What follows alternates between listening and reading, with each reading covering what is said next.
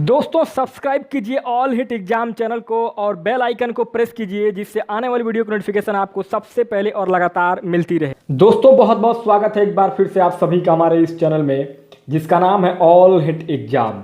और दोस्तों आज का हम लोगों का ये जो वीडियो होगा आपका यूपीएसआई का। दोस्तों यूपीएसआई का जो पेपर हुआ था 2017 में, उसमें जो पूरे 160 प्रश्न पूछे गए थे, उन सभी 160 प्रश्नों को आज हम लोग इस वीडियो में लाइव हल करेंगे दोस्तों। और सभी 160 प्रश्नों का आप लोगों को एकदम सही और जेन्युइन आंसर की भी बताया जाएगा, यानी कि एकदम सही उत्तर बताया जाएगा। तो दोस्तों सबसे पहले मैं आपको दिखा देना चाहता हूं कि ये जो परीक्षा हुआ था ये आप देख पा रहे हैं कि 20 दिसंबर 2017 को हुआ था। और दोस्तों यहाँ पर जो होता है वो कैंडिडेट का रजिस्ट्रेशन होता है और यहाँ पर कैंडिडेट का फोटो लगता है दोस्तों, जैसे कि आप देख पा रहे हैं रजिस्टर्ड फोटो। और ये परीक्षा जो होती है वो आपका ऑनलाइन परीक्षा होता है दोस्तों। और सभी प्रश्न जो है वो आपके 2.5 नंबर के होते हैं दोस्तों। और इसमें टोटल 160 नंबर के प्रश्न पूछे जाते हैं और ये 4 पार्ट में पूछा जाता है। पहला भाग होता है दोस्तों आपका हिंदी का, और हिंदी में दोस्तों आपके 40 प्रश्न पूछे जाते हैं। उसके बाद दूसरा भाग होता है आपका मूल विधि यानी कि संविधान का, और उसमें आपके 40 नंबर के प्रश्न पूछे जाते हैं। तीसरा आता है दोस्तों आपका रीजनिंग का, और रीजनिंग में टोटल 40 नंबर। और फिर चौथा आता है दोस्तों आपका मैथ का दोस्तों, तो उसमें आता है दोस्तों आपका टोटल 40। तो टोटल आपका 4 चौको 16 160 प्रश्न पूछे जाते हैं। और ये पेपर ऑनलाइन हुआ था दोस्तों, जैसे कि आप स्क्रीन पर देख पा रहे हैं। तो स्टार्ट करते हैं देरी ना करते हुए आज के इस बेहतरीन यूपीएसआई प्रीवियस ईयर पेपर 2017 20 दिसंबर को जो परीक्षा हुआ था उसके ऑनलाइन जो पेपर हुए थे। और मैं बता दूं ये मेरे पास एकदम ओरिजिनल पेपर है, एकदम असली पेपर है दोस्तों। तो सेम ऐसे ही आपका ऑनलाइन परीक्षा होगा यूपीएसआई 2020-21 का परीक्षा दोस्तों। जैसा कि आप सभी जानते हैं यूपीएसआई की वैकेंसी भी आ रही है, यूपीएसआई का वैकेंसी कंफर्म हो चुका है दोस्तों। तो बहुत इंपॉर्टेंट ये आपका वीडियो होने वाला है। तो स्टार्ट करते हैं दोस्तों। सबसे पहले आप देख पा रहे हैं स्क्रीन पर आपका जनरल हिंदी, और जनरल हिंदी में आपका पहला क्वेश्चन जो पूछा गया था क्वेश्चन नंबर 1, उसमें आपका कह रहा है कि हिंदी साहित्य की लब्ध प्रतिष्ठित कृति कामायनी के रचनाकार कौन है। दोस्तों इसमें 4 विकल्प दिए गए हैं और ये आपका ऑनलाइन है। और इसमें देखिए आपका यहाँ पर बुक मार्क दिखा रहा है और ये 2.5 नंबर का प्रश्न है दोस्तों। तो इसमें आपका पहले नंबर के प्रश्न में आपका ऑप्शन नंबर सी जयशंकर प्रसाद राइट आंसर हो जाएगा दोस्तों, क्योंकि कामायनी जो रचना है वो जयशंकर प्रसाद जी की है। परंतु जो बच्चा मतलब जो कैंडिडेट है उन्होंने गलत यहाँ पर आंसर दिया हुआ है अज्ञे, तो यहाँ पर अज्ञे गलत हो जाएगा, यहाँ पर जयशंकर प्रसाद आपका राइट आंसर हो जाएगा। नेक्स्ट दोस्तों दूसरा क्वेश्चन कह रहा है कि जमीन आसमान एक करना मुहावरे का क्या अर्थ है। तो दोस्तों इसका अर्थ होता है घोर प्रयत्न करना। ऑप्शन नंबर आपका ए यहाँ पर बिल्कुल करेक्ट ऑप्शन हो जाएगा। नेक्स्ट दोस्तों तीसरा प्रश्न कह रहा है कि सन 2006 में सार्क लिटरेरी अवार्ड और सन 2003 में सरोजिनी नायडू पुरस्कार से पुरस्कृत होने वाली महिला लेखिका कौन सी हैं। तो दोस्तों ये है आपका मैत्रेयी पुष्पा। ऑप्शन नंबर आपका डी बिल्कुल करेक्ट ऑप्शन हो जाएगा दोस्तों। मैत्रेयी पुष्पा को सन 2006 में सार्क लिटरेरी अवार्ड और 2003 में सरोजिनी नायडू पुरस्कार से सम्मानित किया गया था। तो ऑप्शन नंबर आपका डी मैत्रेयी पुष्पा करेक्ट हो जाएंगी। नेक्स्ट दोस्तों चौथा प्रश्न आपसे पूछ रहा है कि छिछला शब्द का विलोम कौन सा होगा। दोस्तों छिछला का मतलब होता है मतलब कि कम गहरा, तो ये आपका छिछला का विलोम हो जाएगा गहरा। तो ऑप्शन नंबर आपका यहाँ पर सी बिल्कुल करेक्ट ऑप्शन हो जाएगा। नेक्स्ट दोस्तों पांचवा प्रश्न कह रहा है कि डैश डैश डैश से संज्ञा या सर्वनाम शब्द की विशेषता प्रकट होती है। तो दोस्तों ये होता है आपका ऑप्शन नंबर सी विशेषण से दोस्तों, क्योंकि संज्ञा या सर्वनाम शब्द की विशेषता जो होता है वो आपका विशेषण से प्रयुक्त होता है दोस्तों। क्योंकि संज्ञा या सर्वनाम जो है ये आपका क्या होता है विशेष से होता है, लेकिन इसमें पूछ रहा है कि विशेषण से, तो दोस्तों इसमें आपका क्या हो जाएगा मतलब से संज्ञा या सर्वनाम शब्द की विशेषता, तो इसमें आपका विशेषण हो जाएगा राइट ऑप्शन। ऑप्शन नंबर आपका सी यहाँ पर करेक्ट आंसर हो जाएगा। नेक्स्ट आपका छठवां प्रश्न कह रहा है कि निम्नलिखित वाक्य को ध्यान से पढ़ें और तय करें कि कौन से हिस्से में त्रुटि है। तेनालीराम ने कहीं सुना था कि एक दुष्ट आदमी साधु का भेष बनाकर लोगों को अपने जाल में फंसा लेता है। तो दोस्तों 6 नंबर के प्रश्न में आपका ऑप्शन नंबर ए बिल्कुल करेक्ट हो जाएगा, क्योंकि दुष्ट दोस्तों आपका दुष्ट ऐसे नहीं लिखा जाता है, दुष्ट लिखा जाता है आपका ऐसे, इसमें आपका खटकुर वाला ख होता है। तो ऑप्शन नंबर आपका ए यहाँ पर बिल्कुल करेक्ट ऑप्शन हो जाएगा। नेक्स्ट आपका 7वां प्रश्न कह रहा है कि कौन रोक सकता है उसकी गति, गरज उठते जब मेघ, कौन रोक सकता विपुल नाद, पंक्तियों की रचना अनुसार अलंकार पहचानिए। बहुत आसान प्रश्न दोस्तों, इसमें हमेशा प्रश्न पूछा जा रहा है, देखिए हर लाइन में प्रश्न पूछा जा रहा है। तो ये क्या हो जाएगा प्रश्न अलंकार। ऑप्शन नंबर आपका बी यहाँ पर बिल्कुल राइट ऑप्शन हो जाएगा। नेक्स्ट आपका 8वां प्रश्न कह रहा है कि नेताजी ने आजाद हिंद फौजी का नियंत्रण, वाक्य की त्रुटियां सुधारें। तो दोस्तों इस वाक्य में ऑप्शन नंबर बी नेताजी ने आजाद हिंद फौज का नेतृत्व किया, ये बिल्कुल करेक्ट ऑप्शन हो जाएगा, क्योंकि इसमें पूछ रहा है कि वाक्य की त्रुटियां सुधारें, नेताजी ने आजाद हिंदी फौजी का नियंत्रण किया। तो दोस्तों यहाँ पर नियंत्रण नहीं होगा, यहाँ पर नेतृत्व होगा। तो ऑप्शन नंबर आपका बी यहाँ पर राइट आंसर हो जाएगा। नेक्स्ट दोस्तों आपका अगला प्रश्न कह रहा है कि यद्यपि वह बीमार था परंतु वह मेला गया, वाक्य की त्रुटियां सुधारें। तो दोस्तों इसमें आपका यहाँ पर तथापि बिल्कुल करेक्ट हो जाएगा। ऑप्शन नंबर सी, यद्यपि वह बीमार था तथापि वह मेला गया, यह जो आपका सेंटेंस है वाक्य है बिल्कुल राइट ऑप्शन हो जाएगा। नेक्स्ट दोस्तों 10वां प्रश्न कह रहा है कि अप्रतिम शब्द का अर्थ दिए गए विकल्पों में से कौन सा है। तो दोस्तों ये है आपका ऑप्शन नंबर सी, बेजोड़। दोस्तों अप्रतिम का मतलब होता है बहुत जबरदस्त। तो दोस्तों ये हो जाए, क्या हो जाएगा आपका ऑप्शन नंबर सी, बेजोड़ आपका करेक्ट आंसर हो जाएगा। नेक्स्ट दोस्तों 11वां प्रश्न कह रहा है कि दिए गए विकल्पों में से सही का चयन करिए, रिक्त स्थान को भरिए। तो दोस्तों इसमें आपका मंत्र वह ध्वनि है जो अक्षरों एवं शब्दों के समूह से बनती है। तो ऑप्शन नंबर ए आपका बिल्कुल यहाँ पर करेक्ट ऑप्शन हो जाएगा। नेक्स्ट दोस्तों अगला 12वां प्रश्न कह रहा है कि कूप मंडूक होना मुहावरे का आशय क्या है। तो दोस्तों कूप मंडूक का मतलब क्या होता है, कुएं में मेढक। तो दोस्तों जब कुएं में मेढक रहता है तो उसको लगता है पूरी दुनिया केवल कुआं ही है, लेकिन जब कुएं से बाहर मेढक निकलता है तो देखता है कि दुनिया बहुत बड़ी है। तो ये क्या होता है, कूप मंडूक का मतलब होता है अत्यंत सीमित ज्ञान होना, यानी कि बहुत कम जानकारी होना। तो ऑप्शन नंबर ए आपका यहाँ पर करेक्ट हो जाएगा। नेक्स्ट आपका 13वां प्रश्न कह रहा है कि दिए गए विकल्पों में से मूर्धनी शब्द के विपरीतार्थक शब्द का चयन करिए। तो ये है दोस्तों आपका मूर्धनी का मतलब होता है जीवंतता। दोस्तों ये आपका विलोम पूछ रहा है, तो मूर्धनी का विलोम होता है जीवंतता। तो ऑप्शन नंबर ए आपका बिल्कुल यहाँ पर करेक्ट ऑप्शन हो जाएगा। नेक्स्ट आपका 14वां प्रश्न कह रहा है कि दिए गए 4 विकल्पों में से प्रति का बहुवचन कौन सा विकल्प है। तो दोस्तों प्रति का बहुवचन होगा ऑप्शन नंबर ए, प्रतियां। राइट आंसर हो जाएगा ऑप्शन नंबर ए। नेक्स्ट आपका 15वां प्रश्न कह रहा है कि हल्दी घाटी के रचनाकार कौन है। तो दोस्तों ये है आपका श्याम नारायण पांडे। दोस्तों option number A, Haldi Ghati के रचनाकार श्याम नारायण पांडे करेक्ट ऑप्शन हो जाएगा। दोस्तों सेम ऐसे ही प्रश्न पूछा जाता है, ये चूंकि ये पेपर ऑनलाइन हुआ था तो आप देख पा रहे हैं कि एक एक प्रश्न का एक एक बॉक्स में एक प्रश्न आ रहा है। तो ऐसे ही आता है दोस्तों आपका ऑनलाइन में। नेक्स्ट दोस्तों 16 नंबर पर नेक्स्ट क्वेश्चन कह रहा है कि हिंदी गद्य का सर्वप्रथम युग किसे माना जाता है। तो दोस्तों ये माना जाता है आपका भारतेंदु युग को हिंदी गद्य का सबसे पहला युग माना जाता है, इसलिए ऑप्शन नंबर बी आपका यहाँ पर राइट ऑप्शन हो जाएगा। नेक्स्ट दोस्तों 17वां प्रश्न कह रहा है कि देव प्रसन्न मनुष्यों को वर देते हैं, वाक्य में प्रयुक्त देव शब्द का बहुवचन बताइए। तो दोस्तों देव शब्द का बहुवचन होता है ऑप्शन नंबर ए, देवगण। दोस्तों राइट ऑप्शन हो जाएगा। नेक्स्ट 18वां प्रश्न आपसे पूछ रहा है कि मखाना का समानार्थी शब्द दिए गए विकल्पों में से कौन सा है। तो दोस्तों मखाना का समानार्थी शब्द होता है मेरे मित्रों आपका इसमें ऑप्शन नंबर जो डी है राइट आंसर हो जाएगा, तालम खाना। दोस्तों ये होता है आपका समानार्थी शब्द। तो ऑप्शन नंबर डी आपका यहाँ पर तालम खाना राइट ऑप्शन हो जाएगा। नेक्स्ट 19वां प्रश्न कह रहा है कि पंच परमेश्वर के लेखक कौन है। दोस्तों पंच परमेश्वर एक बहुत बेहतरीन दोस्तों कहानी है, ये आपका मुंशी प्रेमचंद जी के द्वारा लिखा गया था। तो ऑप्शन नंबर बी आपका मुंशी प्रेमचंद करेक्ट हो जाएंगे। नेक्स्ट 20वां प्रश्न कह रहा है कि दिए गए विकल्पों में से सही का चयन कर रिक्त स्थान को भरें। ये चारों डैश डैश डैश आपस में वैज्ञानिक विषयों पर डैश डैश डैश करते रहते हैं। तो क्या करते रहते हैं दोस्तों, ये चारों अक्सर आपस में वैज्ञानिक विषयों पर चर्चा करते रहते हैं। ऑप्शन नंबर ए आपका बिल्कुल यहाँ पर करेक्ट ऑप्शन हो जाएगा। नेक्स्ट आपका 21वां प्रश्न कह रहा है कि अरे वाह डैश डैश डैश आपका आगमन तो आकस्मिक है, वाक्य में रिक्त स्थान पर किस विराम चिन्ह का प्रयोग किया जाएगा। तो दोस्तों यहाँ पर अरे वाह क्या लिखा जाएगा, यहाँ पर आपका विराम चिन्ह लगेगा आपका दोस्तों विस्मयादि बोधक। दोस्तों ऑप्शन नंबर आपका यहाँ पर राइट आंसर हो जाएगा ऑप्शन नंबर ए, विस्मयादि बोधक। नेक्स्ट आपका दोस्तों 22 नंबर पर अगला प्रश्न कर रहा है कि पुरानी हिंदी, उर्दू और अंग्रेजी के मिश्रण से उत्पन्न नई जबान कौन सी है। तो दोस्तों मेरे भाइयों ये हो जाएगा आपका ऑप्शन नंबर ए, हिंदुस्तानी भाषा। पुरानी हिंदी, उर्दू और अंग्रेजी के मिश्रण से उत्पन्न जो नई जुबान है वो हिंदुस्तानी भाषा कहलाता है। ऑप्शन नंबर ए आपका करेक्ट ऑप्शन हो जाएगा। नेक्स्ट दोस्तों अगला प्रश्न आपसे कह रहा है कि मोह शब्द कौन सा विशेषण है। तो दोस्तों मोह शब्द में आपका गुणवाचक विशेषण हो जाएगा। ऑप्शन नंबर सी आपका यहाँ पर बिल्कुल राइट ऑप्शन हो जाएगा। नेक्स्ट 24वां प्रश्न कर रहा है काठ का उल्लू का अर्थ क्या है। दोस्तों काठ का उल्लू का मतलब होता है मूर्ख। दोस्तों ऑप्शन नंबर आपका सी यहाँ पर बिल्कुल सही आंसर हो जाएगा। नेक्स्ट आपका 25वां प्रश्न है बगीचे का सुंदरता अनूठा है, सही वाक्य का चयन करें। तो दोस्तों इसमें सही वाक्य हो जाएगा आपका ऑप्शन नंबर डी, बगीचे की सुंदरता अनूठी है, बिल्कुल करेक्ट ऑप्शन हो जाएगा ऑप्शन नंबर डी। नेक्स्ट आपका 26वां प्रश्न कह रहा है कि दिए गए विकल्पों में से सही का चयन करके रिक्त स्थानों को भरें। तो दोस्तों धन के डैश डैश डैश में आज भी कुछ लोग डैश डैश डैश बन जाते हैं।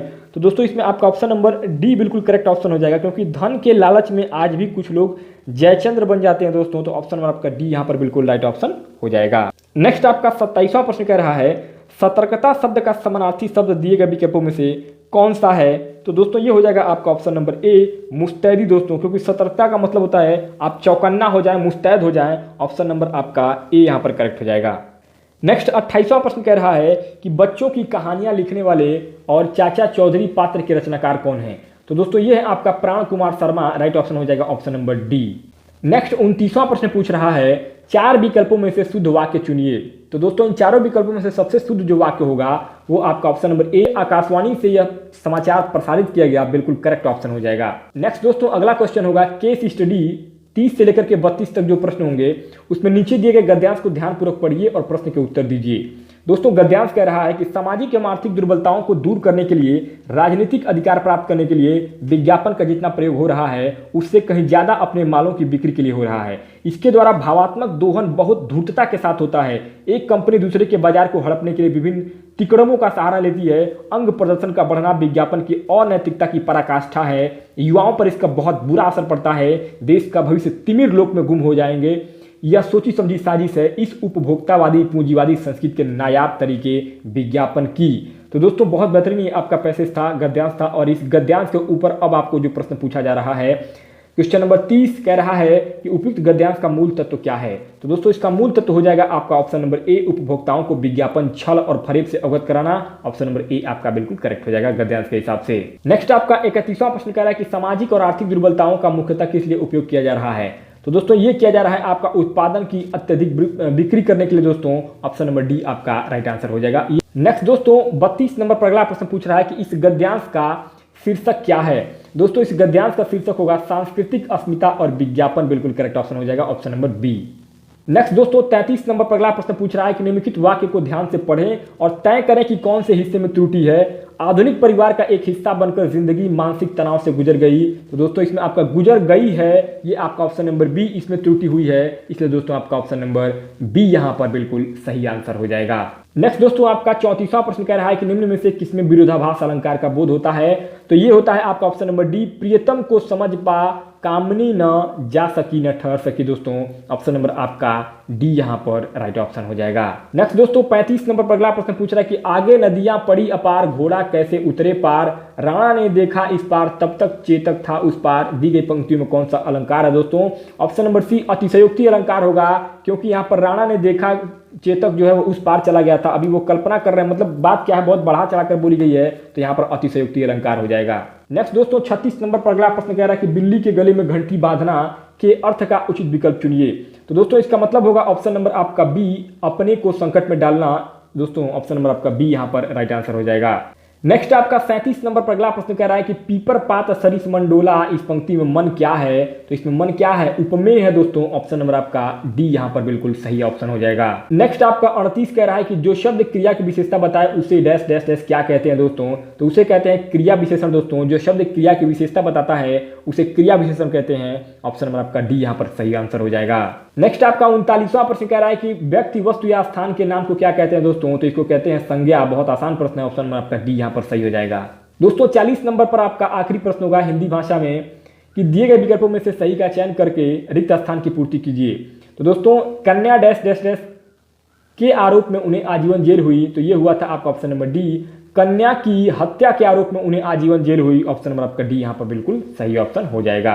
अब दोस्तों नेक्स्ट आपका अगला जो भाग होगा वो होगा आपका basic law constitution general knowledge and basic law constitution general knowledge. दोस्तों क्या होगा? ये आपका मूल संविधान और आपका जीके का प्रश्न होगा दोस्तों, टोटल 40। तो अब इसमें आपका दूसरे भाग में पहला प्रश्न पूछ रहा है कि एक कौन सा ऐसा मालवेयर है जिसका पता लगाना मुश्किल है और इसलिए उसे हटाना भी मुश्किल होता है। कई विशेषज्ञों का कहना है कि उसे खत्म करने के लिए अपनी हार्डवेयर ड्राइव को साफ करके सब कुछ नए सिरे से इंस्टॉल करें। उसे इस तरह से डिजाइन किया जाता है जिससे जानकारी जुटाने वाला दूसरा मालवेयर आपके कंप्यूटर की आपकी सारी संवेदनशील जानकारी जुटा ले और आपको भनक न लगे। दोस्तों तो ये क्या हो जाएगा? ये होता है दोस्तों आपका ऑप्शन नंबर इसमें बी रूटकिट। दोस्तों राइट आंसर हो जाएगा ऑप्शन नंबर बी। नेक्स्ट दोस्तों दूसरा प्रश्न कह रहा है कि एक अर्थव्यवस्था यदि उत्पादन संसाधनों की कमी से जूझ रही है तो कुल खर्च में वृद्धि के कारण क्या होगा? तो दोस्तों ये होगा आपका ऑप्शन नंबर सी सांकेतिक आय और कीमतों में वृद्धि। दोस्तों ऑप्शन नंबर आपका सी यहाँ पर बिल्कुल राइट ऑप्शन हो जाएगा। नेक्स्ट आपका तीसरा प्रश्न कह रहा है कि सरकारी बजट पेश करने की तारीख कौन तय करता है? तो दोस्तों सरकारी बजट पेश करने की तारीख तय करता है? ऑप्शन नंबर सी आप राष्ट्रपति तय करता है। नेक्स्ट दोस्तों चौथा प्रश्न कह रहा है कि भारत वापस आ गए किसी अनिवासी द्वारा विदेशी मुद्रा कारोबारी बैंक में खोले गए विदेशी मुद्रा खाते को क्या कहा जाता है? तो इसे कहा जाता है दोस्तों ऑप्शन नंबर बी मुद्रा अर्जक विदेशी मुद्रा। ऑप्शन नंबर बी आपका करेक्ट हो जाएगा। नेक्स्ट दोस्तों पांचवा प्रश्न कह रहा है कि निम्न में से राज्य के किसी नीति निर्देशक सिद्धांत का उद्देश्य एक ऐसी सामाजिक व्यवस्था का निर्माण करना है जिससे लोगों की उन्नति और कल्याण हो। ए राज्य लोगों के कल्याण के लिए एक ऐसी सामाजिक व्यवस्था स्थापित करने और उसे बढ़ाने का पूरा प्रयत्न करेगा जहां लोगों को न्यायिक, सामाजिक और राजनीतिक सुरक्षा मिल सके। राष्ट्रीय जीवन की संस्थाओं को भी जुड़ने के लिए सूचित करेगा। बी राज्य पूरा प्रयास करेगा कि लोगों की आय के अंतर को कम से कम कर सके और उनकी स्थितियों, सुविधाओं और अवसरों के बीच की असमानताओं को दूर कर सके, न सिर्फ अलग अलग लोगों के लिए बल्कि उन लोगों के लिए भी जो अलग अलग इलाकों में समूहों में रहते हैं या अलग अलग कामों से जुड़े हुए हैं। तो दोस्तों 5 नंबर के प्रश्न आपका ऑप्शन नंबर सी करेक्ट हो जाएगा। ए और बी दोनों आपका जो है बिल्कुल करेक्ट ऑप्शन हो जाएगा नीति निर्देशक सिद्धांत के उद्देश्य के बारे में। नेक्स्ट दोस्तों छठवां प्रश्न आपसे पूछ रहा है कि इनमें से कौन सी रचना रविन्द्रनाथ टैगोर द्वारा संगीतबद्ध नहीं की गई? तो दोस्तों ये किया गया था आपका ऑप्शन नंबर बी कदम कदम बढ़ाए जा। दोस्तों इसमें आपका रविन्द्रनाथ टैगोर के द्वारा संगीत नहीं दिया गया था, इसलिए आपका option number B right answer हो जाएगा। नेक्स्ट दोस्तों 7वां प्रश्न कह रहा है कि कंप्यूटर तकनीक की 5वीं पीढ़ी किस पर आधारित है? तो ये है आपका option number D ultra large scale integration ULIC micro processor के ऊपर दोस्तों आपका डिपेंड है। ऑप्शन नंबर आपका डी यहाँ पर बिल्कुल करेक्ट ऑप्शन हो जाएगा। नेक्स्ट आपका 8वां प्रश्न कह रहा है कि राष्ट्रीय आयुष मिशन किससे संबंधित है? तो दोस्तों ये है आपका ऑप्शन नंबर सी स्वास्थ्य से संबंधित है। दोस्तों ऑप्शन नंबर आपका सी यहाँ पर स्वास्थ्य हेल्थ करेक्ट हो जाएगा। नेक्स्ट आपका 9वां प्रश्न कह रहा है कि 30 नवंबर 2017 को भारतीय ई-टेल विशाल कंपनी फ्लिपकार्ट का मुख्य कार्यकारी अधिकारी CEO कौन था? तो ये थे आपके कल्याण कृष्णमूर्ति। दोस्तों ऑप्शन नंबर आपका सी यहाँ पर बिल्कुल करेक्ट ऑप्शन हो जाएगा। नेक्स्ट दोस्तों 10वां प्रश्न कह रहा है कि भारत के संविधान के अनुच्छेद 169 के अनुसार राज्य विधान परिषद के गठन का अधिकार किसे होता है? दोस्तों तो ये होता है आपका ऑप्शन नंबर ए संसद को। दोस्तों नेक्स्ट आपका 11वां प्रश्न कह रहा है कि सामान्य मिट्टी का कार्बन नाइट्रोजन अनुपात लगभग कितना होता है? लगभग होता है 10:01। ऑप्शन नंबर आपका बी यहाँ पर बिल्कुल सही हो जाएगा।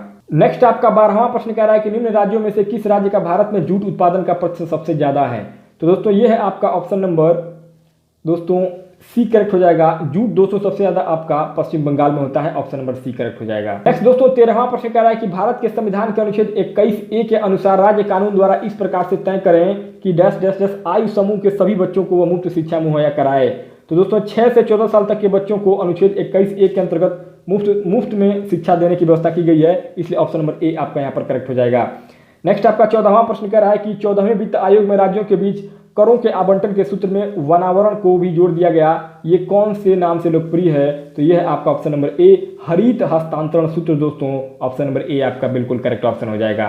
नेक्स्ट आपका 15वां प्रश्न कह रहा है कि राष्ट्रीय आपदा प्रबंधन प्राधिकरण का अध्यक्ष कौन होता है? दोस्तों तो ये होता है आपका ऑप्शन नंबर ए प्रधानमंत्री। दोस्तों राष्ट्रीय आपदा प्रबंधन प्राधिकरण का अध्यक्ष प्रधानमंत्री होता है।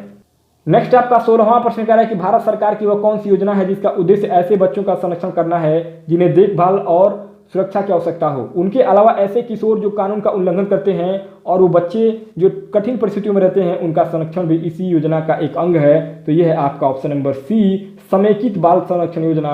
ऑप्शन नंबर सी आपका यहाँ पर बिल्कुल करेक्ट ऑप्शन हो जाएगा। नेक्स्ट आपका 17वां प्रश्न कह रहा है कि हर राज्य का सर्वोच्च रैंकिंग भारतीय वन सेवा IFS अधिकारी कौन होता है? तो ये होता है आपका वन सेवा प्रमुख। दोस्तों ऑप्शन नंबर आपका डी यहाँ पर बिल्कुल राइट आंसर हो जाएगा। नेक्स्ट आपका 18वां प्रश्न कह रहा है कि कौन सी नदी हैदराबाद शहर से होकर बहती है? तो ये मूसी। दोस्तों मूसी नदी के किनारे दोस्तों आपका हैदराबाद शहर बसा हुआ है। ऑप्शन नंबर आपका डी यहाँ पर बिल्कुल करेक्ट हो जाएगा।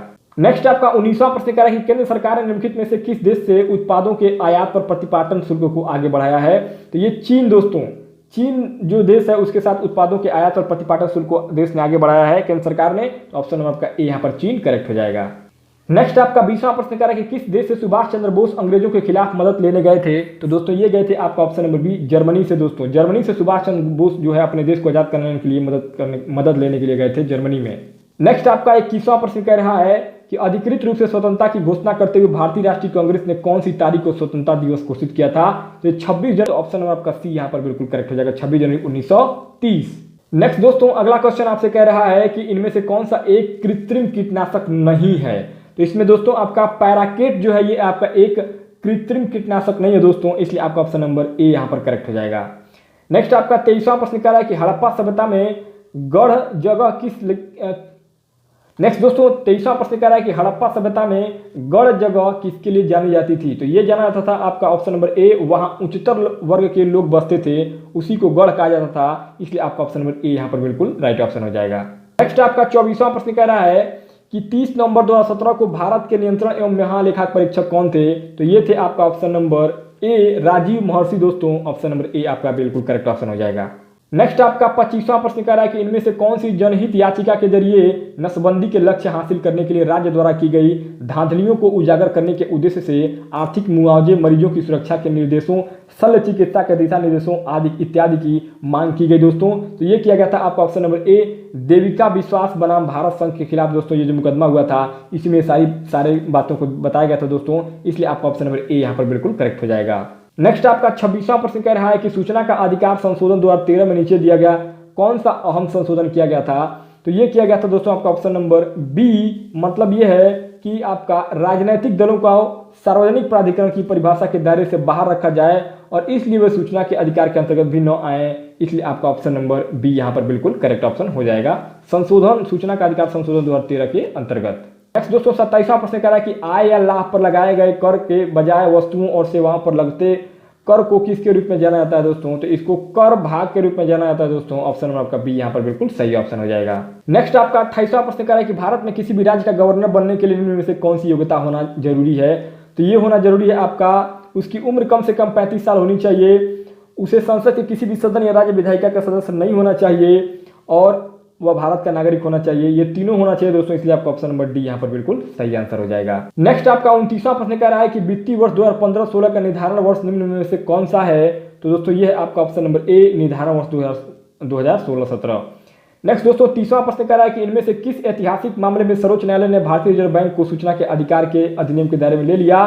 तो ये लिया था दोस्तों आपका ऑप्शन नंबर सी भारतीय रिजर्व बैंक बनाम जयंती लाल मिस्त्री दोस्तों, ऑप्शन नंबर सी आपका यहाँ पर बिल्कुल राइट आंसर हो जाएगा। नेक्स्ट दोस्तों 31वां प्रश्न कह रहा है कि संयुक्त राष्ट्र की एक अंतर्राष्ट्रीय मानव अधिकार संधि कौन सी है जिसका उद्देश्य है दिव्यांग व्यक्तियों के अधिकारों की रक्षा करना? तो दोस्तों ये है आपका ऑप्शन नंबर बी विकलांग व्यक्तियों के अधिकारों पर संधि पत्र दोस्तों, ऑप्शन नंबर आपका बी यहाँ पर बिल्कुल राइट ऑप्शन हो जाएगा। नेक्स्ट आपका 32वां प्रश्न कह रहा है कि रदरफोर्ड द्वारा किस प्रयोग ने नाभिक के अस्तित्व को साबित कर दिया दोस्तों? तो ये किया था आपका option number A gold file प्रयोग के द्वारा दोस्तों, गोल्ड फाइल प्रयोग के द्वारा ये साबित किया गया था दोस्तों, तो ऑप्शन नंबर आपका ए यहाँ पर बिल्कुल सही हो जाएगा। नेक्स्ट आपका 33वां प्रश्न कह रहा है कि इस यातायात चिन्ह का मतलब क्या है दोस्तों? ये आप लोग देखे होंगे नेशनल हाईवे रोड पर जाते हैं नेशनल हाईवे पे तो देखते होंगे इस प्रकार का चिन्ह लिखा रहता है, तो इसका मतलब होता है कि आगे का जो पुल है वो क्या है संकरा है दोस्तों, तो ऑप्शन में आपका सी यहाँ पर बिल्कुल सही हो जाएगा। नेक्स्ट आपका 34वां प्रश्न कह रहा है कि निम्न अपराधों में से किस अपराध के लिए भारतीय दंड संहिता के तहत मृत्यु दंड संभावित है? इसमें आपका ऑप्शन नंबर डी सिर्फ बी राइट आंसर हो जाएगा, क्योंकि 194 कह रहा है कि ऐसे झूठे सबूत गढ़ना या पेश करना जिससे किसी व्यक्ति को मृत्युदंड हो सके, जिनकी वजह से किसी निर्दोष व्यक्ति को अपराधी ठहराकर उसे मृत्युदंड दे दिया जाए, तो उस केस में दोस्तों मृत्युदंड क्या है संभावित है, तो ऑप्शन नंबर आपका डी यहाँ पर बिल्कुल राइट ऑप्शन हो जाएगा। नेक्स्ट दोस्तों 35वां प्रश्न कह रहा है कि इनमें से कौन सा विषय संघ सूची का एक हिस्सा है? तो दोस्तों रेल सेवा जो है ये आपका एक संघ सूची का हिस्सा है, सी ऑप्शन करेक्ट हो जाएगा। 36वां प्रश्न कह रहा है कि सरकार को जनता का पैसा खर्च करने का अधिकार कौन देता है? तो भैया ये देता है आपका राष्ट्रपति, ऑप्शन नंबर आपका सी यहाँ पर राइट आंसर हो जाएगा। नेक्स्ट आपका 37वां प्रश्न कह रहा है कि राज्यसभा के लिए चुने गए नामांकित सदस्य का कार्यकाल कितना होता है? तो ये होता है आपका 6 साल के लिए दोस्तों, राज्यसभा के लिए जो सदस्य चुने जाते हैं उनका 6 साल कार्यकाल होता है। नेक्स्ट आपका 38वां प्रश्न कह रहा है कि रैयतवारी भूमि राजस्व प्रणाली का संस्थापक होने का श्रेय किसे दिया जाता है? तो ये दिया जाता है आपका टोडरमल को। राजा टोडरमल कौन था? ये आपका अकबर का एक नवरत्नों में शामिल था और ये भू राजस्व व्यवस्था को देखता था, तो ऑप्शन नंबर आपका डी यहाँ पर टोडरमल करेक्ट हो जाएगा। नेक्स्ट दोस्तों 39 नंबर पर अगला प्रश्न कह रहा है कि इनमें से भारत का कौन सा जीव मंडल भंडार संयुक्त राष्ट्र शैक्षिक वैज्ञानिक तथा सांस्कृतिक संगठन यूनेस्को के मानव एवं जीव मंडल कार्यक्रम पर आधारित विश्व जीव मंडल तंत्र का हिस्सा नहीं है? तो ये कक्ष जीव मंडल भंडार दोस्तों, कक्ष जीव मंडल भंडार जो है आपका ये जीव मंडल तंत्र का हिस्सा नहीं है। नेक्स्ट दोस्तों 40 नंबर पर आखिरी प्रश्न है आपका मूल विधि संविधान से जीके से कि उपराष्ट्रपति को पद की शपथ कौन दिलवाता है? तो ये भारत के राष्ट्रपति दिलवाते हैं, ऑप्शन नंबर आपका बी यहाँ पर सही हो जाएगा। नेक्स्ट दोस्तों अब तीसरा भाग आता है आपका, तीसरे भाग में numerical and mental ability test. मतलब क्या है कि इसमें आपका गणित और दोस्तों, तो इसमें आपका पहला प्रश्न दोस्तों पूछ रहा है कि एक रसायन कंपनी में 2 प्रकार के मिश्र धातु हैं और उनमें जस्ता और एल्यूमिनियम क्रमशः 7:22 और 21:37 के अनुपात में है। इन मिश्र धातुओं को किस अनुपात में मिलाया जाए ताकि एक नई मिश्र धातु बने जिसमें जस्ता और एल्यूमिनियम के अनुपात 25:62 में हो। तो दोस्तों इस प्रश्न को जब आप हल करेंगे तो इसमें आपका option number A 13:8 right answer हो जाएगा। दोस्तों मैथ और रीजनिंग को हम लोग बस वैसे आंसर करते चलेंगे। दोस्तों अगर आपको किसी भी क्वेश्चन में कोई कहीं भी डाउट हो रहा है तो आप हमारे कमेंट बॉक्स में कमेंट करके पूछ सकते हैं। और दोस्तों साथ ही साथ डिस्क्रिप्शन में हमने लिंक दिया है अपने टेलीग्राम चैनल का, उस टेलीग्राम चैनल को ज्वाइन करके आप हमसे किसी भी प्रश्न का डिटेल में पीडीएफ के साथ में आप हमसे आंसर ले सकते हैं दोस्तों विस्तार पूर्वक। तो दोस्तों इसमें आपका दूसरा प्रश्न पूछ रहा है कि दो संख्याओं का योग 50 है और दो संख्याओं का लघुत्तम समापवर्तक और महत्तम समापवर्तक क्रमशः 5 और 180 है, तो संख्याओं के व्युत्क्रम का योग ज्ञात करें। तो दोस्तों ये हो जाएगा आपका हल करने पर ऑप्शन नंबर डी 1/18 दोस्तों राइट आंसर आ जाएगा हल करने पर। नेक्स्ट दोस्तों आपका तीसरा प्रश्न कह रहा है कि रघु ने 5/4 के बजाय 4/5 से एक संख्या को गुणा किया, गणना में प्रतिशत त्रुटि कितनी है। तो दोस्तों ये है आपका ऑप्शन नंबर ए 36% दोस्तों हल करने पर राइट आंसर आ जाएगा। नेक्स्ट दोस्तों चौथा प्रश्न कह रहा है कि दीपिका 10 रुपया 20 रुपया और 40 रुपये प्रति लीटर के हिसाब से लगातार 3 साल दूध खरीदती है। वह हर वर्ष अगर 8,000 रुपया खर्च करती है तो दूध की औसत लागत प्रति लीटर कितनी होगी। बहुत आसान प्रश्न दोस्तों, हल करेंगे तुरंत आपको आंसर मिल जाएगा 17 रुपया 14 पैसा दोस्तों वो आपका 1 लीटर दूध का दाम हो जाएगा। नेक्स्ट दोस्तों पांचवा प्रश्न आपसे पूछ रहा है कि एक नियमित बहुभुज के बाहरी कोण और आंतरिक कोण के बीच का अंतर 108 डिग्री है, उसका बाहरी कोण कितना होगा। तो दोस्तों ये होगा आपका ऑप्शन नंबर सी 36 डिग्री दोस्तों आपका राइट आंसर आ जाएगा हल करने पर। नेक्स्ट दोस्तों अगला छठवां प्रश्न कह रहा है कि एक 3 किलोमीटर की दौड़ में एक्स वाई को 60 मीटर की दूरी से या 5 सेकंड से हरा देता है, ज्ञात करें एक्स द्वारा दौड़ को पूरा करने में कितना वक्त लगा होगा। तो ये आपका 245 सेकंड लगा है दोस्तों राइट आंसर हो जाएगा ऑप्शन नंबर ए। अब दोस्तों आपका केस स्टडी है 7 नंबर से लेकर के 9 नंबर तक के जो प्रश्न वो इस प्रकार से हैं। देखिए कह रहा है कि निम्नलिखित कथनों पर विचार कीजिए जहां हर व्यक्ति को वास्तव में एक अलग पकवान मिलता है और उसके बाद दिए गए सवालों का जवाब दें। पहला कह रहा है कि राजू को सूप नहीं मिलेगी जब तक कि बाबू को गर्म कॉफी नहीं मिलेगी। दूसरा कह रहा है कि जॉन को चॉकलेट नहीं मिलेगी जब तक कि डेविड को सूप नहीं मिलेगी।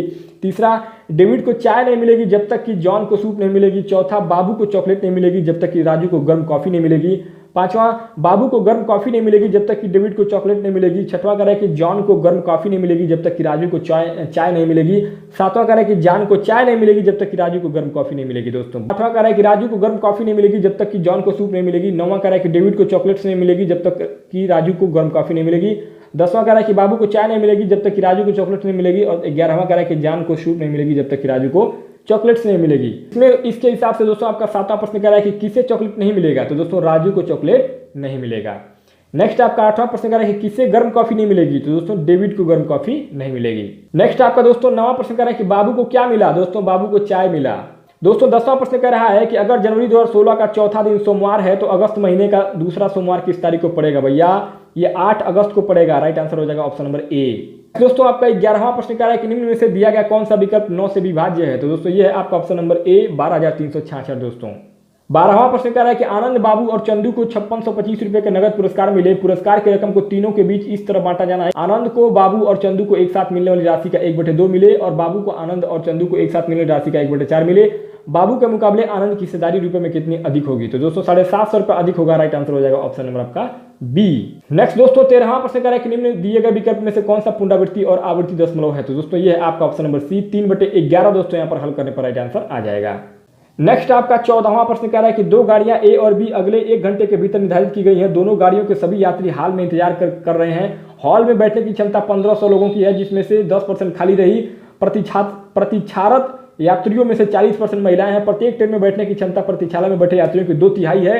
ट्रेन ए के यात्री ट्रेन में सवार हुए। ट्रेन ए में सवार आधे यात्री महिलाएं हैं, बाकी यात्री ट्रेन बी में सवार हुए हैं। ट्रेन ए में सवार पुरुषों की संख्या और ट्रेन बी में सवार महिलाओं के बीच का अनुपात क्या होगा दोस्तों। तो ये हो जाएगा आपका option number C 27/53 right answer हो जाएगा ऑप्शन नंबर सी। नेक्स्ट आपका 15वां प्रश्न कह रहा है कि एक संख्या का 50% दूसरी संख्या के 40% से एक अधिक है। अगर मूल संख्याओं के बीच का अंतर 10 है तो दोनों संख्याओं के योग का मान क्या होगा। तो दोस्तों ये हो जाएगा आपका ऑप्शन नंबर डी 110 दोस्तों हल करने पर उत्तर आपका आ जाएगा। नेक्स्ट आपका 16वां प्रश्न कह रहा है कि एक एक्सप्रेस ट्रेन 90 मिनट में एक निश्चित दूरी तय करती है। अगर यह औसतन 48 किलोमीटर प्रति घंटा की रफ्तार से चलती है, सफर के समय को कम कर 40 मिनट तक लाने के लिए ट्रेन को किस रफ्तार से दौड़ना होगा। तो दोस्तों ये दौड़ना होगा आपका 108 किलोमीटर प्रति घंटा की रफ्तार से। ऑप्शन नंबर आपका ए यहाँ पर सही हो जाएगा। नेक्स्ट आपका 17वां प्रश्न कह रहा है कि अगर एक वस्तु की लागत मूल्य पर 20% का लाभ है, इसकी विक्रय मूल्य पर लाभ की प्रतिशत में गणना कितना होगा दोस्तों। तो ये गणना करने पर दोस्तों आपका 16.66% दोस्तों आपका यहाँ पर राइट आंसर आ जाएगा। नेक्स्ट दोस्तों 18वां प्रश्न कह रहा है कि 7200 रुपये के मूलधन पर 9 महीने के लिए 50/3% के सालाना दर पर साधारण ब्याज ज्ञात करें। तो दोस्तों ये हो जाएगा आपका ऑप्शन नंबर डी, 900 रुपये दोस्तों राइट आंसर आ जाएगा। आपका 19वां प्रश्न कह रहा है कि मेरी अलमारी में 30 गेंदे पूरी तरह अव्यवस्थित तरीके से रखे हैं, 10 काले हैं, 10 लाल हैं और 10 भूरे रंग के हैं, लेकिन मैं अंधेरे में रंगों में अंतर नहीं कर सकता। मुझे अलमारी से कितनी गेंदें लेनी होगी ताकि एक ही रंग की कम से कम एक जोड़ी मौजूद हो? तो दोस्तों टोटल आपको 4 गेंदें लेनी पड़ेंगी, इसलिए आपका ऑप्शन नंबर बी यहाँ पर 4 करेक्ट हो जाएगा। नेक्स्ट दोस्तों 20वां प्रश्न कह रहा है कि ये आपका दिया गया 0.6363 धन 0.3737 धन 0.8080 को अगर हम जोड़ेंगे तो क्या होगा? तो ये होगा आपका ऑप्शन नंबर डी 1.76 दोस्तों राइट आंसर आ जाएगा।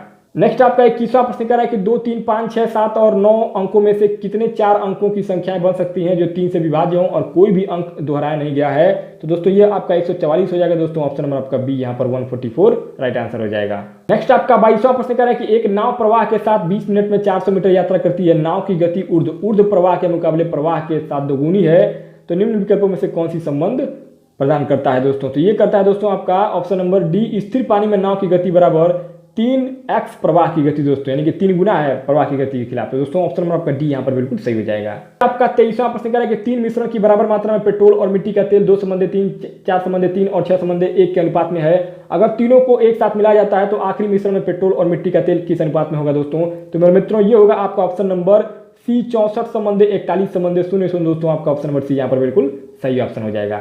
नेक्स्ट आपका 24वां प्रश्न कह रहा है कि मान लें कि पूर्णांक n आपका बड़ा है बराबर है 1 के लिए, तो दोस्तों इसमें आपका n बराबर 1 × 2 × 3 दोस्तों, इसमें आपका xn है मतलब गुणे n है दोस्तों। तो इसमें आपका अगर x बराबर 8 पर पावर 2 गुणे ऐसा दिया गया है दोस्तों टोटल, तो आप इसको जब हल करेंगे तो इसमें आपका ऑप्शन नंबर सी 0 दोस्तों आपका यहाँ पर राइट आंसर आ जाएगा। नेक्स्ट आपका 25वां प्रश्न कह रहा है कि 75 लीटर क्षमता वाले एक कंटेनर में एक प्रवेशिका और एक निकास नली है। अगर दोनों को एक साथ खोला जाता है तो कंटेनर 5 मिनट में भर जाता है, पर अगर किसी निकास नली के प्रवाह की दर दोगुनी कर दी गई है और दोनों नलियों को एक साथ खोल दिया गया है तो कंटेनर भरने का समय तिगुना हो जाता है। जब केवल प्रवेशिका नली को खोली गई है तो कंटेनर को भरने में कितना समय लगेगा? तो इसको भरने में समय लगेगा आपका ऑप्शन नंबर बी, 3 मिनट का समय लगेगा दोस्तों, ऑप्शन नंबर बी सही हो जाएगा। नेक्स्ट आपका 26वां प्रश्न कह रहा है कि इन आंकड़ों के अनुमानित मध्यमान की गणना करें। तो दोस्तों इन आंकड़ों को आप देख पा रहे हैं, अगर इसकी हम गणना करते हैं, जैसे दे रहा है कि कॉलेज विद्यार्थियों का सैंपल है जिनसे रोजाना बस किराए पर किए गए खर्च के बारे में पूछा गया दोस्तों। तो इसमें आपका 1 से 10 आपका 4 विद्यार्थी, 11 से 20 15, 21 से 30 8 और 31 से 40 3। तो दोस्तों इसमें जब हम हल करते हैं तो इसमें मध्यमान निकलेगा आपका ऑप्शन नंबर 20 17 दोस्तों, यहाँ पर आपका राइट आंसर हो जाएगा। नेक्स्ट आपका 27 नंबर पर अगला प्रश्न कह रहा है कि 24 जनवरी 2016 से 14 जून 2016 के बीच कितने दिन होंगे? तो दोस्तों ये होगा आपका ऑप्शन नंबर डी, 141 दिन होगा दोस्तों राइट आंसर।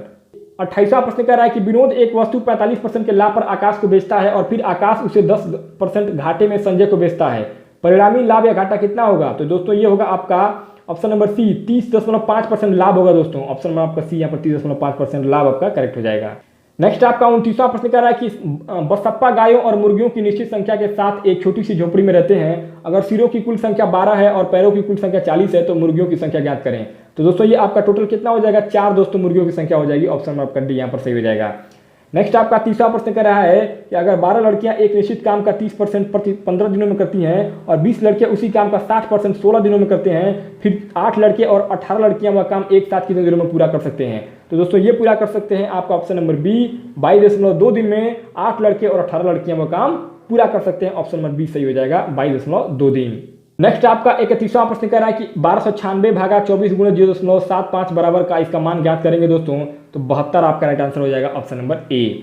नेक्स्ट आपका 32 कह रहा है कि राम ने चॉकलेट खरीदे और उन्हें अपने बच्चों के बीच समान रूप से बांटना चाहता था। अगर वह हर एक को 15 चॉकलेट देता है और 2 बच जाता है, और अगर हर एक को 16 चॉकलेट देता है तो जो 2 चॉकलेट आपके कम पड़ जाते हैं, राम ने कम से कम कितनी चॉकलेट खरीदी होगी? तो दोस्तों ये खरीदा होगा आपका ऑप्शन नंबर बी, 62 चॉकलेट दोस्तों खरीदा होगा, इसलिए आपका ऑप्शन नंबर बी यहाँ पर राइट आंसर हो जाएगा। दोस्तों आपका 33 नंबर पर अगला प्रश्न कह रहा है कि अगर ए बराबर x की 3 की गुणज है और b बराबर दोस्तों आपका गुणे 5 की गुणज है, और अगर b एक का धनात्मक पूर्णांक है दोस्तों, तो x का मान क्या होगा दोस्तों?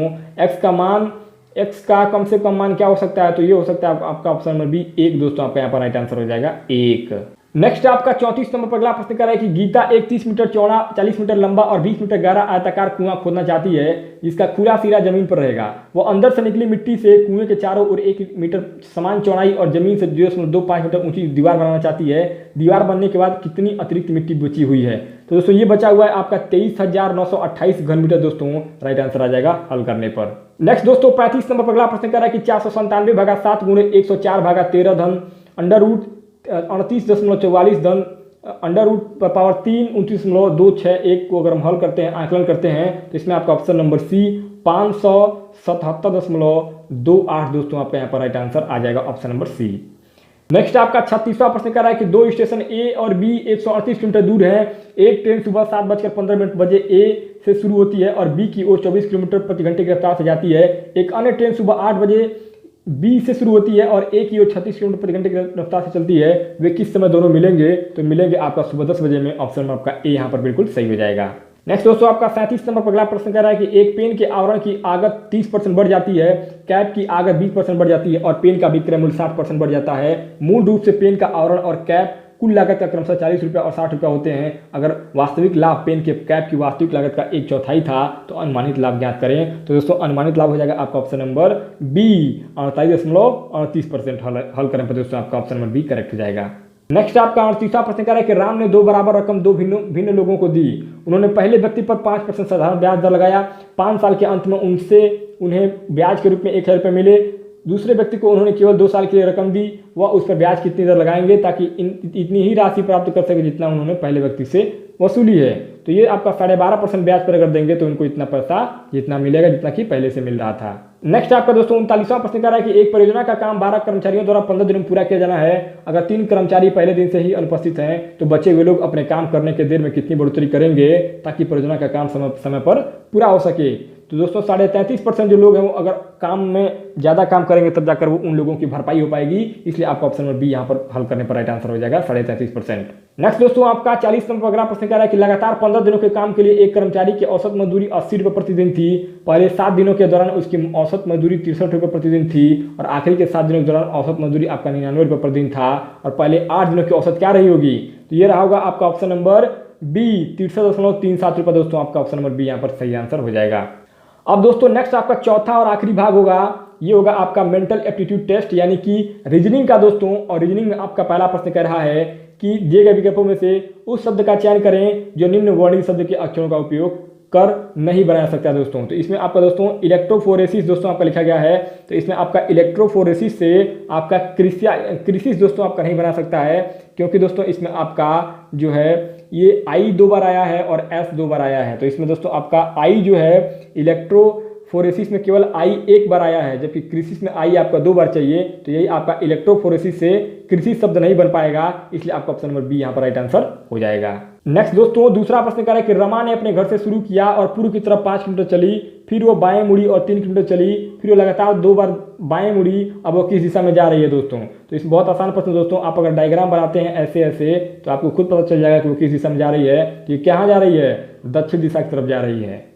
तीसरा प्रश्न कर रहा है कि हेमा की ओर इशारा करते हुए ललिता ने कहा उसका पति मेरे दादा नाना की इकलौता संतान का इकलौता बेटा है। ललिता का हेमा से क्या रिश्ता है? तो दोस्तों ये क्या हो जाएगा? ललिता का हेमा से रिश्ता भाभी का हो जाएगा। ऑप्शन में आपका बी यहाँ पर सही हो जाएगा।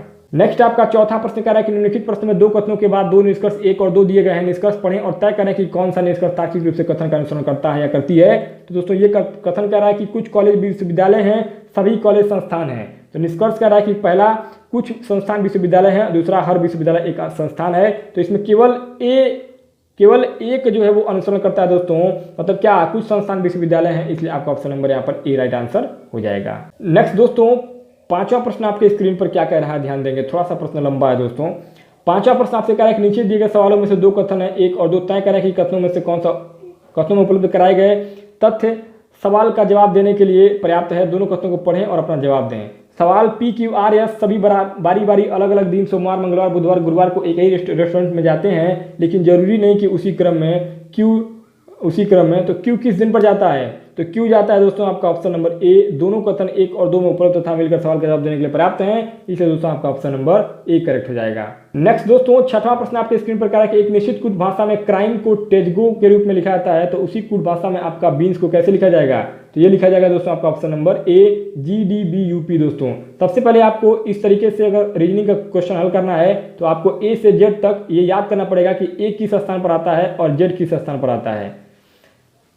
नेक्स्ट दोस्तों, आपका 7 नंबर पर अगला प्रश्न कह रहा है कि निम्नलिखित कथन को पढ़ें और जवाब दें। निम्नलिखित में से कौन से तर्क मजबूत कथन है? क्या भारत को केवल परमाणु ऊर्जा पर भरोसा करना चाहिए? अब तर्क दे रहा है कि पहला, हाँ, बिजली की मांग को मौजूदा संसाधनों के साथ पूरा नहीं किया सकता। दूसरा, नहीं, अगर कोई दुर्घटना होती है तो भारी नुकसान हो जाएगा। तो दोस्तों इसमें आपका ऑप्शन नंबर बी, ना तर्क 1 और ना तर्क 2, ना तर्क 1 ना तर्क 2 मजबूत हैं। तो दोस्तों इसमें आपका कोई भी जो तर्क है वो आपका मजबूत नहीं है, इसलिए आपका ऑप्शन नंबर बी यहाँ पर करेक्ट हो जाएगा। नेक्स्ट दोस्तों, 8वां प्रश्न कह रहा है कि नीचे दिए गए सवालों में से 2 कथन 1 और 2 हैं, तय करें कि क्या कथनों में उपलब्ध कराए गए तथ्य सवाल का जवाब देने के लिए पर्याप्त हैं। दोनों कथनों को पढ़ें और अपना जवाब दें। दोस्तों सवाल कह रहा है कि 5 परीक्षार्थियों रसायन विज्ञान, भौतिकी, गणित और प्राणी विज्ञान को सोमवार, मंगलवार, बुधवार, गुरुवार और शुक्रवार को आयोजित किया जाता है, लेकिन जरूरी नहीं कि उसी क्रम में। किस परीक्षा को बुधवार को आयोजित किया गया था? पहला, अर्थशास्त्र प्राणी विज्ञान से पहले केवल एक ही परीक्षा को रसायन विज्ञान और प्राणी विज्ञान के बीच आयोजित किया जाता है। दूसरा कह रहा है कि भौतिकी के बाद रसायन विज्ञान, जो शुक्रवार को निर्धारित नहीं है। तो दोस्तों इसमें आपका ऑप्शन नंबर सी, दोनों कथन 1 और 2 में उपलब्ध तथ्य मिलकर सवाल का जवाब देने के लिए पर्याप्त नहीं है, इसलिए आपका ऑप्शन नंबर सी यहाँ पर बिल्कुल करेक्ट हो जाएगा। अब दोस्तों यहाँ 9 से 11 तक प्रश्न है, वो आपका कह रहा है कि निम्नलिखित जानकारी को ध्यान से पढ़िए और इसका सवाल का जवाब दीजिए। कह रहा है कि निम्नलिखित इनपुट और उसके पुनर्विन्यास का उदाहरण है। इनपुट कर रहा है कि आपका 564, 567, 123, 804, 190, 928। इसी प्रकार दोस्तों आपका चरण 1, चरण 2, चरण 3 और चरण 4 दिया गया है। अब चरण 4 ऊपर वर्णित इनपुट के पुनर्विन्यास का अंतिम चरण क्या होगा? तो दोस्तों अब इस विन्यास के ऊपर दोस्तों आपका 9 नंबर पर अगला प्रश्न पूछ रहा है कि उपरोक्त चरणों में पालन किए गए नियमों के अनुसार नीचे दिए गए इनपुट के लिए निम्नलिखित में से कौन सा चरण आपका जो वो होगा दोस्तों? तो दोस्तों इसमें आपका हो जाएगा ऑप्शन नंबर सी। दोस्तों ये जो है आपका ऑप्शन नंबर सी, तीसरा दोस्तों आपका यहाँ पर राइट आंसर 345 करेक्ट हो जाएगा। नेक्स्ट दोस्तों 10वां प्रश्न कह रहा है कि उपरोक्त चरणों में पालन किए गए नियमों के अनुसार नीचे दिए गए इनपुट में से अंतिम आउटपुट पाने के लिए कितने चरण आवश्यक होंगे? तो ये होगा दोस्तों आपका टोटल 5 चरण। दोस्तों आपका ऑप्शन नंबर सी यहाँ पर बिल्कुल करेक्ट हो जाएगा। नेक्स्ट 11वां प्रश्न कह रहा है कि उपरोक्त चरणों में पालन किए गए नियमों के अनुसार यदि एक इनपुट का दूसरा चरण 987, 546 इस तरीके से दिया गया दोस्तों, तो चौथा चरण क्या होगा दोस्तों? तो ये होगा दोस्तों आपका ऑप्शन नंबर डी यहाँ पर दोस्तों 987, 546, 345, 324, 312 और 342। नेक्स्ट आपका 12वां प्रश्न कह रहा है कि दिए गए विकल्पों में से उस शब्द का चयन करें जो निम्नवर्णित शब्द के अक्षरों का उपयोग करके नहीं बना सकता। तो दोस्तों इसमें आपका एक्रोमाइटिजेशन का जो शब्द दिया गया है, इसमें आपका दोस्तों ये ऑप्शन नंबर बी आपका माट्रियरिच दोस्तों नहीं बना सकता दोस्तों, क्योंकि दोस्तों इसमें आप ध्यान देंगे वो दोस्तों इसमें आपका नहीं लिखा गया है, तो इसमें आपका ऑप्शन नंबर बी करेक्ट हो जाएगा। दोस्तों आपका अगला 13वां प्रश्न कह रहा है कि ए बेटी है एच की जिसका पति एक्स है, एक्स की केवल एक ही संतान है, एम विवाहिता है ए से। अब दोस्तों इसमें आपका एम का ए से क्या संबंध होगा दोस्तों? तो इसमें आपका क्या हो जाएगा? पति हो जाएगा दोस्तों, ऑप्शन नंबर आपका डी राइट आंसर हो जाएगा। नेक्स्ट आपका 14वां प्रश्न कह रहा है कि नीचे दिए गए सवालों में से एक कथन के बाद 2 पूर्वानुमान 1 और 2 दिए गए हैं। तो दोस्तों आपको सब कुछ सच मानना है और दो पूर्वानुमानों पर विचार करना है और तय करना है कि उनमें से कौन से पूर्वानुमान तार्किक रूप से किसी भी संदेह से परे कथन में दी गई जानकारी का अनुसरण करता है या करती है। तो दोस्तों इसमें कथन कह रहा है कि यात्री समय की बचत करते हैं जब वे कतार से बचने के द्वारा रेलवे टिकट ऑनलाइन खरीदते हैं। अब इसमें पूर्वानुमान क्या है? पहला, आधुनिक प्रौद्योगिकियों लोगों को बड़ी राहत प्रदान करती है। दूसरा, समय आज एक बहुमूल्य संसाधन है और बर्बाद नहीं कर सकता। तो दोस्तों इसमें आपका ऑप्शन नंबर ए बिल्कुल सही हो जाएगा। इसमें आपका आधुनिक प्रौद्योगिकियों लोगों को बड़ी राहत प्रदान करती है और दूसरा, समय आज एक बहुमूल्य संसाधन है और बर्बाद नहीं कर सकता। तो ऑप्शन नंबर आपका यहाँ पर ए बिल्कुल राइट आंसर हो जाएगा। दोस्तों आपका 15वां प्रश्न कह रहा है कि उस विकल्प का चयन करें जो दिए गए अन्य विकल्पों से भिन्न है। तो दोस्तों ये आपका जो विकल्प है आप देख पा रहे हैं, ए बी आपने देख लिया, ये दोस्तों आपका सी और डी है। अब दोस्तों इन विकल्पों में से बताना है आपको कि कौन सा विकल्प जो है वो आपका भिन्न है। तो दोस्तों अब इसमें से दोस्तों आपका जो भिन्न होगा वो हो जाएगा दोस्तों आपका option number C right answer हो जाएगा। अब दोस्तों इसमें आपका 16 नंबर पर नेक्स्ट क्वेश्चन पूछ रहा है इसी से कि रमेश 20 किलोमीटर पश्चिम की तरफ चला, फिर दक्षिण की तरफ मुड़ गया और 20 किलोमीटर चला और फिर पूर्व की तरफ मुड़ा और 20 किलोमीटर चला। अब वो अब शुरुआती बिंदु से कितनी दूरी पर है? तो दोस्तों हल करेंगे तो दोस्तों आपका ऑप्शन नंबर डी यहाँ पर 20 किलोमीटर दूरी पर है, राइट आंसर हो जाएगा। नेक्स्ट आपका 17वां प्रश्न कह रहा है कि एक लड़के की ओर इशारा करते हुए नरेन ने कहा कि वो मेरे ससुर के इकलौते बेटे का भांजा है, लड़के का नरेन से क्या रिश्ता है? तो दोस्तों ये बेटा हो जाएगा, ऑप्शन में आपका सी यहाँ पर राइट आंसर हो जाएगा। नेक्स्ट आपका 18वां प्रश्न कह रहा है कि नीचे सवाल में दो कथन 1 और 2 दिए गए हैं, तय करें कि क्या कथनों में उपलब्ध कराए गए तथ्य का सवाल का जवाब देने के लिए पर्याप्त है। दोनों कथनों को पढ़ें और दिए गए विकल्पों में से जवाब का चयन करें। सवाल कर रहा है कि फॉरगेट शब्द को संकेत लिपि में से कैसे कूटबद्ध किया जाएगा। यदि पहला सर्कल को हम BHQBKD के द्वारा रूप में कूटबद्ध करते हैं और ब्यूटी को इस तरीके से रूप में कूटबद्ध करते हैं, तो दोस्तों इसमें आपका ऑप्शन नंबर डी केवल कथन 1 या केवल कथन 2 में से उपलब्ध तथ्य सवाल का जवाब देने के लिए पर्याप्त है। तो इसमें आपका option number D right answer हो जाएगा। नेक्स्ट आपका 19वां प्रश्न कह रहा है कि दिए गए 4 विकल्पों में से दूसरी जोड़ी के लिए सापेक्ष संख्या का चयन करें जो पहली जोड़ी के संबंध का अनुसरण करते हुए प्रश्न चिन्ह की जगह लेगी। तो दोस्तों ये प्रश्न चिन्ह की जगह पर कौन सा आएगा, तो दोस्तों हल करने पर दोस्तों आपका ऑप्शन नंबर सी यहाँ पर 3948 दोस्तों 3 9 4 8 यहाँ पर आएगा, राइट आंसर हो जाएगा ऑप्शन नंबर सी। नेक्स्ट दोस्तों 20वां प्रश्न कह रहा है कि नीचे दिए गए सवालों में से एक कथन के बाद 2 पूर्वानुमान और 1 और 2 दिए गए हैं, आपको कथन में से सब कुछ सच मानना है। दोस्तों सेम ऐसा ही प्रश्न इसके पहले पूछा गया था 19वें में भी, और 20वां प्रश्न भी सेम है। तो कथन दे रहा है कि रेल सेवा की आवृत्ति में व्यस्त घंटों के दौरान वृद्धि की जानी चाहिए। इसमें पूर्वानुमान दे रहा है दोस्तों, पहला रेलवे अधिकारियों को यात्रियों की सुरक्षा के संबंध में उचित कदम उठाने चाहिए। दूसरा अधिक समस्याएं होंगी क्योंकि कार्यालय समय के दौरान चलाई जा रही ट्रेनों की संख्या कम होती है। तो दोस्तों इसमें आपका ऑप्शन नंबर डी ना पूर्वानुमान 1 और ना ही पूर्वानुमान 2, दोस्तों ना पूर्वानुमान 1 और ना पूर्वानुमान 2 अंतर्निहित है। ऑप्शन आपका डी यहाँ पर बिल्कुल सही आंसर हो जाएगा। नेक्स्ट आपका 21वां प्रश्न कह रहा है कि निम्नलिखित संख्या श्रृंखला में प्रश्न चिन्ह के स्थान पर क्या आएगा। तो दोस्तों यहाँ प्रश्न चिन्ह के स्थान पर आएगा ऑप्शन नंबर आपका बी 107 दोस्तों यहाँ पर राइट आंसर आ जाएगा हल करने पर। नेक्स्ट आपका 22वां प्रश्न कह रहा है कि निम्नलिखित अक्षर श्रृंखला में प्रश्न चिन्ह के स्थान पर क्या आएगा। तो दोस्तों यहाँ पर आएगा आपका प्रश्न चिन्ह के स्थान पर ऑप्शन नंबर आपका बी एन दोस्तों यहाँ पर राइट आंसर हो जाएगा।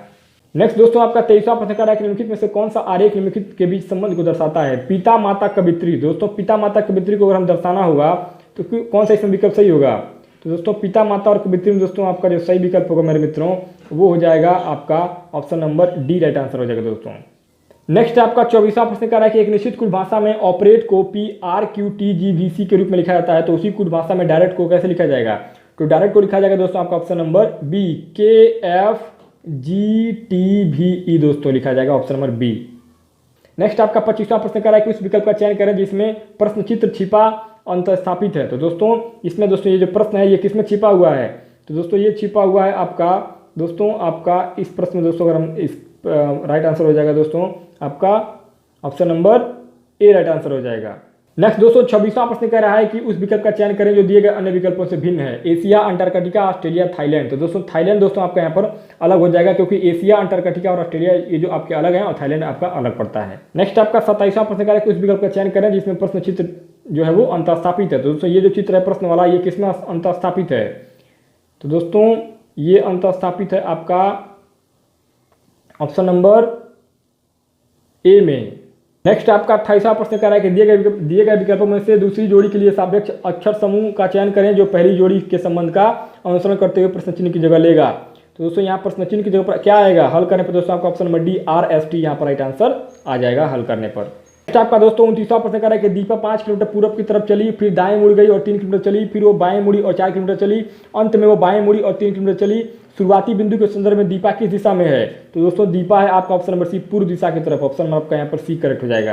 दोस्तों 30 से 32 तक के जो प्रश्न होंगे उसमें कह रहा है कि निम्नलिखित जानकारी का ध्यान से अध्ययन करें और नीचे दिए गए सवाल का जवाब दें। एक संस्था द्वारा कॉलेज के प्रिंसिपल के चयन के लिए निम्नलिखित मानदंड उसे उसके पास पहला किसी भी विषय में PhD पूरी की होनी चाहिए। दूसरा एक संस्था में प्रधानाचार्य के रूप में कम से कम 8 साल का काम का अनुभव होना चाहिए। तीसरा 1 अक्टूबर 2016 को 45 साल से कम और 65 वर्ष से अधिक नहीं होना चाहिए।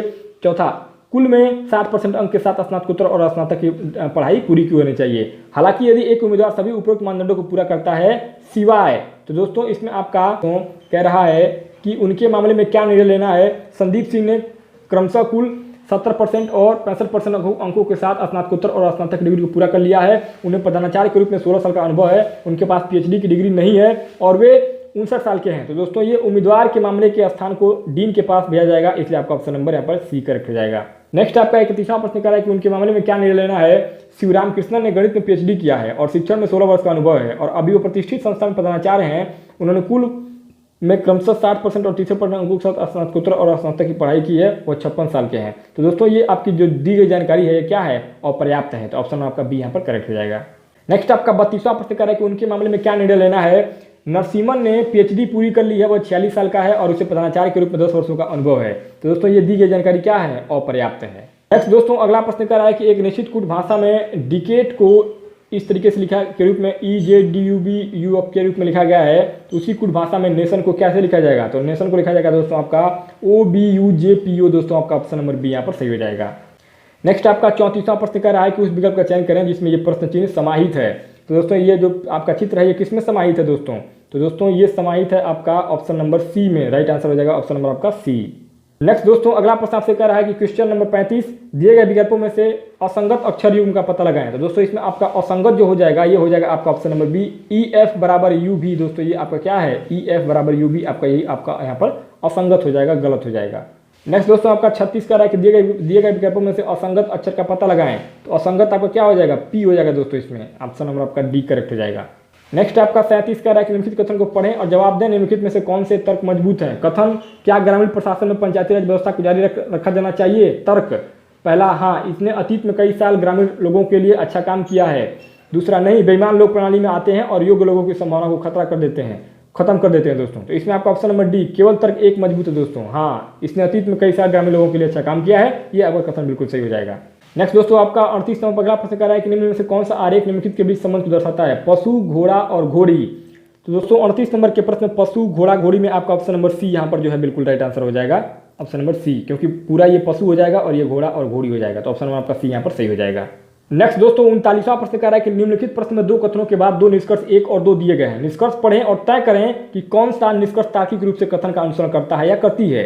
पहला कथन कह रहा है कि कुछ समूह टीम नहीं है, सभी गिरोह टीमें हैं। अब निष्कर्ष दे रहा है कि कुछ टीमें समूह नहीं है, कुछ गिरोह टीमें हैं। तो इसमें केवल 2 जो है ये अनुसरण करता है दोस्तों, सभी गिरोह टीमें हैं। तो ऑप्शन नंबर आपका सी यहाँ पर बिल्कुल राइट ऑप्शन हो जाएगा।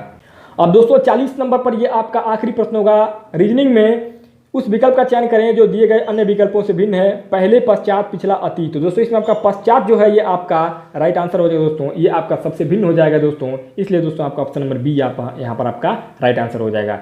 तो दोस्तों इस प्रकार से टोटल 160 प्रश्नों को इस वीडियो में हम लोगों ने लाइव हल किया है, वो भी आंसर की के साथ दोस्तों। तो उम्मीद करता हूँ ये पेपर जो है आपका 20 दिसंबर 2017 को जो हुआ था यूपीएसआई का, ये पेपर आपके आगामी 2020-21 की परीक्षा के लिए यूपीएसआई में बहुत मददगार होंगे दोस्तों, क्योंकि प्रीवियस ईयर का पेपर पहले भी महत्वपूर्ण था, आज भी महत्वपूर्ण है और आने वाले समय में भी बहुत महत्वपूर्ण होगा दोस्तों। अगर आप लोगों को ये वीडियो अच्छा लगा हो तो वीडियो को लाइक कीजिएगा, अपने दोस्तों के साथ शेयर कीजिएगा, और वीडियो बहुत अच्छा लगा हो तो वीडियो को देखते हुए आप चैनल को सब्सक्राइब भी कर सकते हैं। तो बहुत बहुत धन्यवाद आप सभी दोस्तों का हमारे साथ जुड़े रहने के लिए।